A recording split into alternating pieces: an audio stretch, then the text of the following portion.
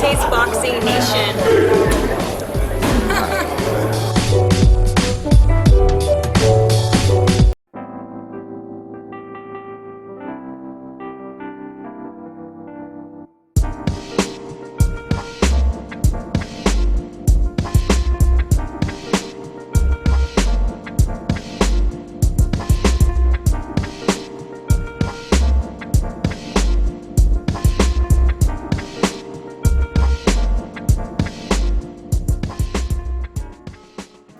Dante's Boxing Nation, what's going on, guys?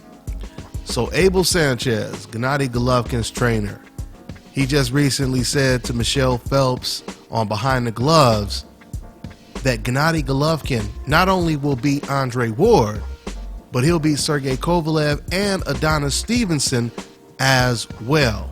But, of course, there was a but to that, right? Gennady Golovkin, he's fighting at 160, and he's not at the light heavyweight division right now, but Gennady Golovkin's trainer, Abel, he said that those are possible future opponents. Now, what I think is so ironic about Abel Sanchez saying this is all of the professional boxers and many fans, they have been asking Gennady Golovkin to basically do what Kell Brook just did, what Amir Khan did when he fought Canelo, what Adrian Broner did when he moved up and he fought Marcos Maidana. A lot of professional boxers, trainers, promoters, managers, etc., are asking Gennady Golovkin to do just that. Move up in weight, move up 2 weight classes and fight the best fighter there. And now you have Abel Sanchez saying he can beat those guys, but we're not going to move up there right now because we're staying at 160. You know, this is the whole thing. With Gennady Golovkin, I have no problem with Gennady Golovkin trying to unify the belts. You know, I've already told you guys, like I just told you in my very last video, Golovkin versus Danny Jacobs is a great matchup, right? Golovkin versus Billy Joe Saunders in the UK is a good matchup.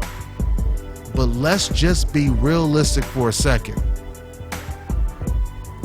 Which opponent, which champions are going to do more for Gennady Golovkin's legacy if he could beat them? Golovkin versus Ward Kovalev winner, or Golovkin versus David Lemieux?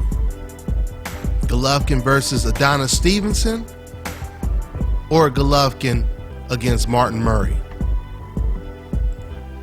Those are obviously rhetorical questions. I mean, once again, don't get the message misconstrued. Golovkin, he can fight against Danny Jacobs. Let's just say hypothetically Golovkin, he beats Danny Jacobs. He beats Billy Joe Saunders. After you beat those guys and you still plan on fighting another 3-4 years, then like I just said in my last video, it's time to go to the next chapter in the Gennady Golovkin story, right? And the next chapter should be at a different weight class. This is an opportunity for Gennady Golovkin to really challenge himself. If Gennady Golovkin could beat Andre Ward, Sergey Kovalev, and Adonis Stevenson, do you know what that would do for Golovkin's legacy? If Golovkin could beat those guys, he could retire after that. Hell, if he beat just one of those guys, he could probably damn near retire, saying, yeah, I moved up from middleweight to light heavyweight, and I beat Sergey Kovalev, I beat Superman Adonis Stevenson, I beat Andre Ward, any of those guys. You beat one or two or all of those guys, now you could truly say you are top 25, one of the greatest fighters of all time, like ESPN has already said Golovkin is. Then you could really say you're that, right? I mean, those are the type of signature wins that a Gennady Golovkin needs to really be considered top 3 pound for pound, number 1, whatever, one of the best fighters in the world. Trust me. Matter of fact, you beat the winner of Kovalev versus Ward, you number 1 pound for pound, the best fighter in the world. I mean, hands down. You know what's so crazy is fans, they demanded and they asked Floyd Mayweather to fight the much bigger, much younger, stronger, undefeated Canelo Alvarez. Floyd, close to 40 years old, he did it. When Gennady Golovkin was calling out 168-pounders like Chavez Jr. and Carl Froch, Andre Ward, he called out Golovkin. And he said, hey, Golovkin, if you're going to come up to 168 and fight fighters like Carl Froch, I already beat Carl Froch. Why don't you fight me? I'm considered pound for pound number 2 the best fighter in the world behind Floyd Mayweather. So Andre Ward, he calls out Golovkin. Golovkin turns down the fight. What do the fans do? The fans that defend Golovkin, they say, Andre Ward, why don't you leave Golovkin alone and go fight somebody at a higher weight class like Sergey Kovalev? Why don't you move up to 175 and fight Kovalev? And what did Andre Ward do? He called their bluff, and that's exactly what he did. So I'm bringing all of this up to say that when fans demanded or asked these fighters to challenge themselves, fighters like Andre Ward, fighters like Floyd Mayweather, and many other fighters, they took the challenge. Even Roman Gonzalez, he moved up to a higher weight class and he beat Carlos Cedras. But when fans and many professional boxers, and when I say many, I do mean many. I'm talking about Julio Cesar Chavez, Paulie Ayala, Roy Jones, Bernard Hopkins, Robert Garcia, the WBO president, Teddy Atlas, Anthony Joshua, Ruslan Provodnikov. And these are just names that I know of. There's many other professional boxers that have said the same thing. I would love to see Golovkin challenge himself and fight Andre Ward. Now that Ward is fighting against Kovalev, a lot of them are saying, I would love to see Golovkin fight the winner of Kovalev versus Andre Ward, right? So once again, when fans asked Andre Ward to step his game up, take the challenge, he did it. Floyd Mayweather, he did it. Many fighters, they did it.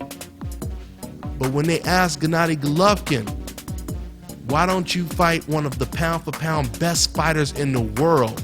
Move up in weight. He hasn't done it yet. But according to Gennady Golovkin's trainer, Abel Sanchez, he'll beat all of those guys. He'll beat all of them. So, you know, I just hope. I hope for the boxing fans, Gennady Golovkin, you know, regardless if he gets the Jacobs or Billy Joe Saunders fight or not, I really hope with Golovkin being considered one of the hardest punchers in the sport of boxing, he moves up to 168 or even moves up like Kell Brook did, moves up 2 weight classes and faces pound for pound some of the best fighters in the world, because 175 is definitely where it's at. If you want to be considered pound for pound number 1, number 2, the best in the world, you have a lot of people that have Kovalev as number 1, or you have some people that have him as number 1. And you have a lot of people that have Andre Ward as number 1. Adonis Stevenson is somewhere in the top 10, right? But the bottom line is, if Golovkin could do what Kell Brook and Amir Khan could not do, that alone would be very impressive. I would love to see how Golovkin deals with bigger, stronger fighters. But bigger, stronger fighters that have an improved skill set on top of all of that, compared to, you know, his opponents his previous opponents. We know Kell Brook, he had the skill set, but he didn't have the natural size. So just imagine a guy who has a natural size and he has a skill set to go with it. And it doesn't have to just be Golovkin versus the light heavyweights. Like I said in my last video, Golovkin versus James DeGale. That is a good ass fight right there. And it's so crazy because after James DeGale's last fight, he got hit a lot against a very aggressive fighter. And, you know, he was on the ropes. He looked a little uncomfortable on the ropes. After I seen that performance, I said, you know what? I think Golovkin could probably get James DeGale. He might be able to stop James DeGale. But then after I watched Golovkin versus Kell Brook, then I had to kind of pull back a little bit. Now, I don't know. Now I'm looking at that as a 50-50 fight. So, you know, there are a lot of opponents, a lot of great opponents out there that could really, really boost Gennady Golovkin's career when it comes to legacy status.